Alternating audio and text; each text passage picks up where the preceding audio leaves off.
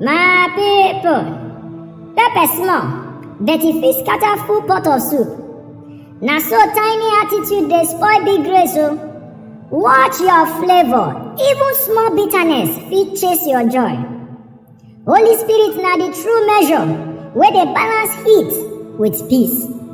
The book of the Lord, Ecclesiastes 10 verse 1. E talk am, small thing fit spoil big thing. This one mean say one bad spirit fit spoil the full community.